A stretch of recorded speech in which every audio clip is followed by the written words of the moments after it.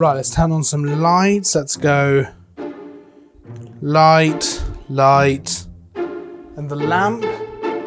Then let's pop on boom, boom, boom. All right, finally this one.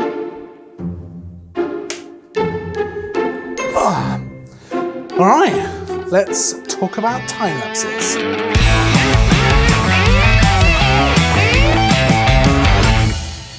Hey, I'm Gareth from Park Cameras and welcome to Tutorial Tuesday, where you get a brand new tutorial every Tuesday covering all kinds of photographic things. Today, we're talking about time lapses, which I know you're thinking, it's not strictly photographic. There's definitely a big photographic element to it.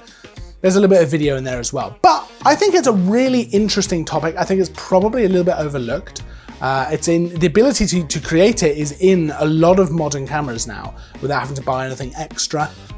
And they look really cool, and you can see things through a time lapse you wouldn't normally be able to see through just kind of looking in real time with the naked eye. We're going to talk about two different ways you can do it, a kind of quick and easy way to just get it done when you're in a rush, a better way, realistically, which is a little bit longer. It's not that much work, and it really isn't that much longer either, but it is better, gives you more options in post, gives you more options for how you want it to look and things like that. And we're going to run through best practices as well while we're doing it. We're actually going to create one in this video. So let's start off by talking about how you're going to set up your time lapse. Now you're going to need a tripod to keep the camera sturdy and stable and in one spot as well. And obviously your camera is going to need a built-in intervalometer. Now that's something that allows the camera to take shots over and over and over and over without you having to press the shutter, and you can set how many shots it's going to take and how long between each shot. So for example, last night I shot a sunset, I shot a time lapse of the sunset, which we're actually going to edit in a moment.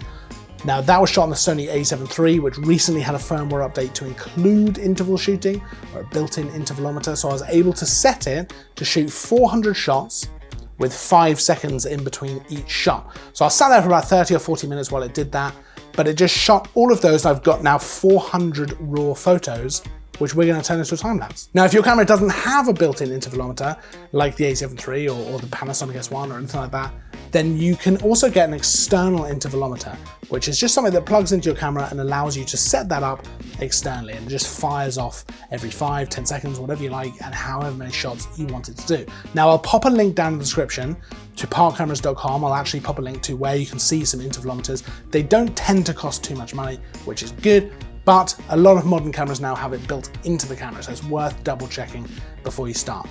Now let's talk about the quick and easy way that you would get this done. If you're in a pinch, if time is short and you need to just get one of these done, or you just want to get one of these done without having to do any other kind of work involved, the quick and easy way to do this is, it's the same start. You want to set your camera up on the tripod, but you want to set it to 4K recording, either 24 or 25 frames a second. Doesn't really matter, that just depends what you shoot in generally. And then you want to set it to just go. You want to hit record and just go. And you're going to leave the camera there for 30 minutes if that's the max record time on the camera.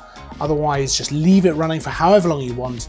And then when you've got that video file, it's going to be a pretty big file, but when you've got that, you can just take that into Premiere Pro or whatever editing software that you use, and you can set the speed to something like 1000%, 2000%, 5,000%, whatever you want, however quick you want it to go. And that is essentially going to give you a time lapse. Now, it's not going to give you as many options with regards to coloring, exposure, because obviously shooting raw photos is going to give you huge advantage in terms of how you want the final photo to look, but it is going to get it done. Now, I have done that before when I've been in a bit of a pinch and I need to just get a time lapse done. I have done that, but otherwise the method we're about to talk about is generally going to be probably the better method. So let's dive in. So I've got my 400 raw photos that I shot last night at sunset. Again, I was using the a7 III in built-in intervalometer, just shot through 5 seconds apart, 400 photos. That allowed me to capture pretty much the whole of the sunset and a little bit after as well. There were lots of clouds moving around, and I've got them here now and I've imported them into Lightroom. So let's jump in where I've got, you can see here, I've got my 400 photos. And you can see they start off with the sun kind of up. We're gonna go into the Develop tab here, and I'm gonna edit the first photo. So I'm going for quite a quick edit here. It's something I can apply to this picture, but then something I can apply to all of the pictures throughout the time lapse. So I'm affecting not only this image, but I will eventually be affecting the entire look of the whole time lapse. I like that. Now that might be a little bit oversaturated for some people, a little bit vibrant, a little bit too colorful, but that's kind of the style I've been going for recently. So it's before, that's after. I quite like that. I think that looks nice. So we're gonna go ahead and turn this into a time lapse now. So this is actually super easy. So we've edited the photo. This is the main bulk of the work, what we've just done. We're gonna come back up here to library where we've got all of our shots. I'm gonna highlight the first one, which I've edited. I'm gonna scroll all the way to the last one. I'm gonna hold Shift on my keyboard and click the last one. That highlights all of them. I'm gonna come over here to the bottom right of Lightroom and I'm gonna click Sync Settings. Now this is gonna allow me to apply those settings that I just took from that first one across all of these images. So I've got everything ticked here because I want to make sure that they all have exactly the same settings. Because then when we go through them as a time lapse, it's not going to look weird. There's not going to be any kind of sudden change of white balance or anything like that, or the crop or anything like that at all. So we're going to go ahead and we're going to click Synchronize. It's done.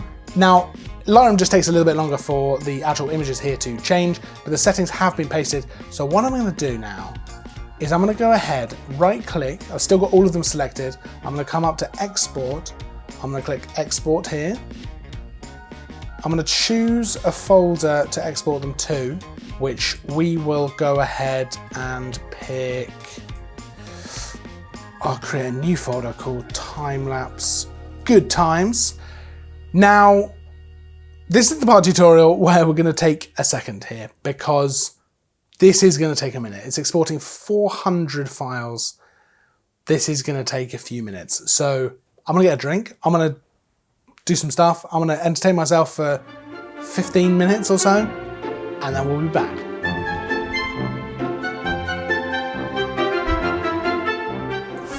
How are we looking? Oh, it's quite a few.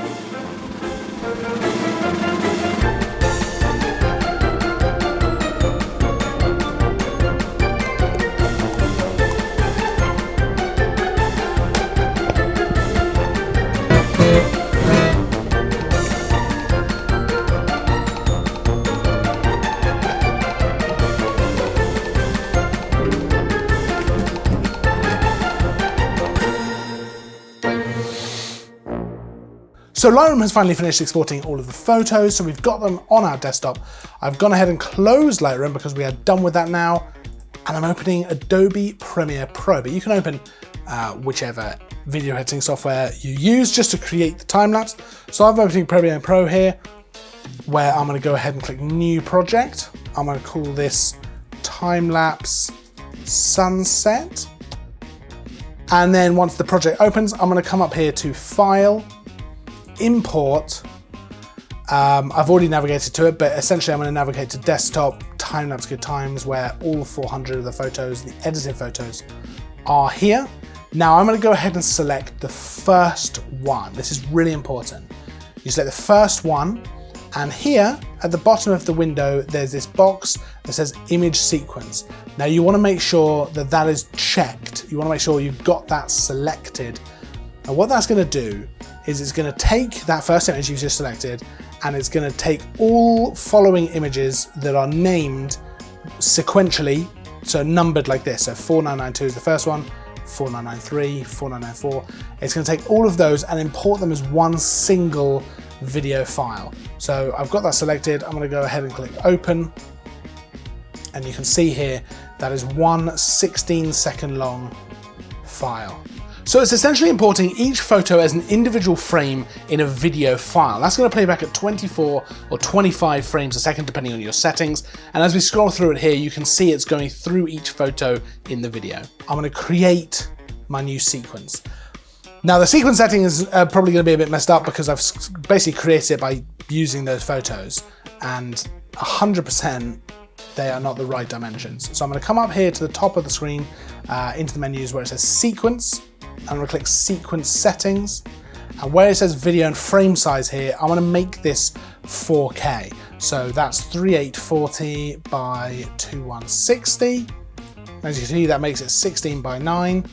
I'm going to come down here now to OK, and that has changed the sequence. So the photos are still the same size, but the sequence setting has now changed to a normal 4K video. What that means though is that we're a bit zoomed in on the photo. So I've got my photo kind of video file here selected. I'm gonna come up here to the top left where it says Effect Controls, I'm gonna click that. And where it says Scale, I'm just gonna click this 100 and hold, drag to the left until it just about fills the frame. Now, a really cool thing to do with your time lapse is just to add some motion in there. It's really gonna finish it off. And this is one of the biggest advantages to shooting in these photos like this, is you have all this resolution to play with. So we've got the video file at a scale of 65%, and that's still giving us 4K footage. So we've got loads of room there to zoom in if we want to. So I'm gonna go ahead and click next to where it says scale, there's a little stopwatch icon. Now at the beginning of the clip here, I'm gonna go ahead and just click that. And that's gonna create a keyframe, which means that at this time in the video, we want the scale to be 65%. Now I'm gonna drag this all the way along to the end of the clip, and I'm gonna make that scale 80%. And what that's gonna do now is have this zooming in through the clip. Now you could do that. What I actually quite like is the idea of actually doing it the other way around. Have it start at, I might even go 85, you know? Start at 85 and zoom out to 65. So it's gonna pull back. And the final product is gonna look a little something like this.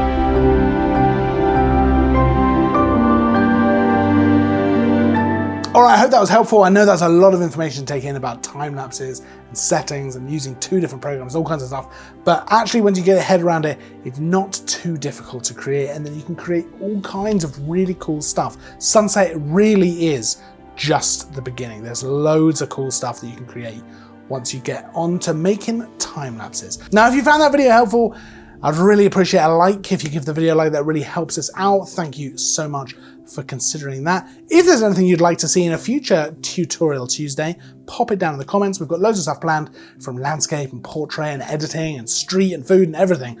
So we're gonna cover all kinds of photography, but if there's anything specific you'd like us to cover, pop it down there and I'll make sure we get to it straight away. I'll make sure it's one of the first ones we do. If you're not already, make sure to subscribe. We've got new tutorials every Tuesday. We've got reviews, all kinds of stuff. There's links down there to all the gear that we used in this video as well. And as always, thanks for watching. Hey, I'm Gareth from Pod Cameras and welcome to Tutorial... Hey, I'm Gareth from Pod Cameras and it's warm. I tell you what, it is very warm. In fact, you might question, why am I wearing a hoodie? Well, I don't have a good answer for you. Why don't I just take it off? I don't have a good answer for you. Oh, I don't know what to do. Hey, I'm Gareth from Pod Cameras and welcome to Tutorial Tuesday, where you get a fresh photography tutorial every Tuesday. It's in the name. Now, I can't use that one. Love us to cover. We've got everything planned, from portraits, landscapes, editing, everything. That's not very much, is it? But I promise you there's loads.